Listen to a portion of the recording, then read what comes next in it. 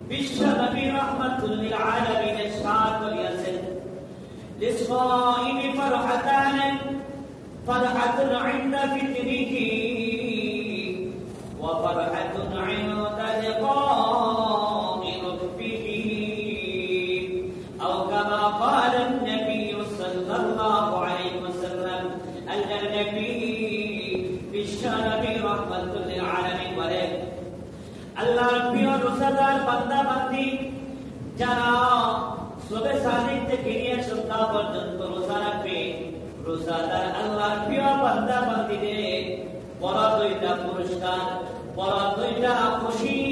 একটা খুশি হলো দুনিয়াতে, আর একটা খুশি হলো আখিরাতে।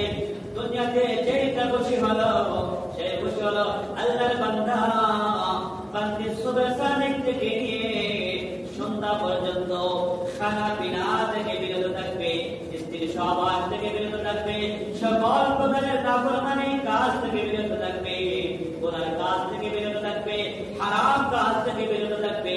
আল্লাহর বান্দা দীর্ঘ সময় উপবাস থাকবে, খাবারের প্রয়োজন হবে, পানির পিপাসা লাগবে, কষ্ট লাগবে। আর যখন ইফতারের সময় সন্ধ্যার সময় সামনে নিয়ে ইফতার বসে থাকবে, আল্লাহর বান্দা আল্লাহ তাআলার হুকুমের অপেক্ষা করবে। হালাল রিজিক সামনে নিয়ে, অনেক রিজিক করার সামনে নিয়ে মহান আল্লাহ রাব্বুল আলামিনের হুকুমের অপেক্ষা করবে, আল্লাহ তাআলার নিকটে দোয়া করবে। সেই দোয়া মহান রাব্বুল আলামিন বান্দার দোয়া কবুল করে নেবেন। সুবহানাল্লাহ। আল্লাহর বান্দা যখন দীর্ঘ সময় উপবাস থাকার পরে ইফতার করবে, শরীরের মধ্যে সান্ত্বনা আসবে, শান্তি আসবে, মনের মধ্যে শান্তি আসবে, শরীরের ক্লান্তি গুলো দূর হয়ে আল্লাহ রাব্বুল আলামিন আল্লাহর বান্দার শরীরের মধ্যে শক্তি, মনের মধ্যে খুশি দান করবেন। সুবহানাল্লাহ। এটা হলো দুনিয়ার খুশি। আর আখিরাতের খুশি হলো ইনদা লিকাই রাব্বিহি। যে মহান রব্বুল আলামিনকে আমি দেখি নাই, না দেখি আমার তাআলাকে বিশ্বাস করেছি, আল্লাহ তাআলার আখিরাতের উপরে ঈমান নিয়েছি, আল্লাহ তাআলার মহান হুকুম ফরজ নামাজগুলো পড়তেছি, আল্লাহ তাআলার মহান হুকুম ফরজ রোজা রাখতেছি। সেই মহান রব্বুল আলামিন কি আমাদের কঠিন ময়দানে বান্দার নামাজের সওয়াব দান করবে, রোজার সওয়াবগুলো আল্লাহ তাআলা আল্লাহর কুদরতি হাতে বান্দাকে দান করবেন। বলেন সুবহানাল্লাহ। বান্দাকে রোজার সওয়াবগুলো আল্লাহ তাআলা কুদরতি হাতে দান করবেন। শুধু তাই না, আল্লাহ পাক রব্বুল আলামিন বলেন, এ আমার বান্দা, আমি আল্লাহ চিরস্থায়ীভাবে খাই না।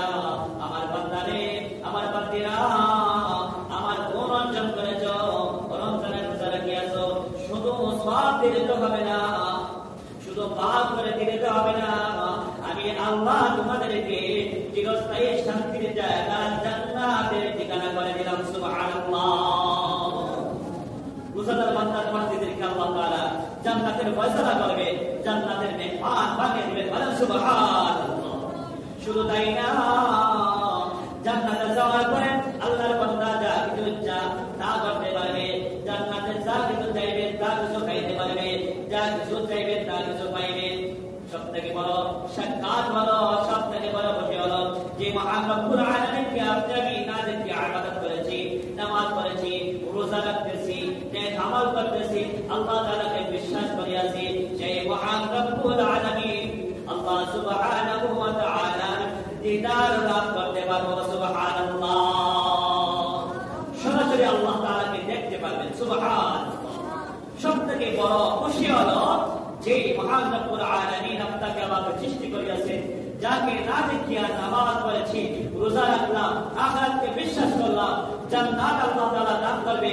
আর জান্নাতের মধ্যে সেই মহান রব্বুল আলামিনের দিদার নসিব হয়ে যাবে। সুবহানাল্লাহ। এটা হলো জান্নাতে বান্দা বান্দীদের সবথেকে বড় নিয়ামত, আল্লাহর দিদার লাভ করা। সুবহানাল্লাহ। ইনদা ফিতরিহি ওয়া ইনদা লিকাই রাব্বিহি। একটা খুশি হলো ইফতারের সময় ইফতার করবে রোজাদার বান্দা বান্দি, আর একটা খুশি হলো জান্নাতে আল্লাহর প্রিয় বান্দা বান্দিগণ আল্লাহ সুবহানাহু ওয়া তাআলা দিদার লাভ করবে। বলেন সুবহানাল্লাহ। আল্লাহ সুবহানাহু ওয়া তাআলা আমাদের সবাইকে জান্নাত হিসেবে কবুল করে জান্নাতুল ফিরদাউসের মেহমান হিসেবে কবুল করে সবাইকে আল্লাহ তাআলা জান্নাতে আল্লাহ তাআলার দিদার লাভ করার তৌফিক দান করুন। সবাই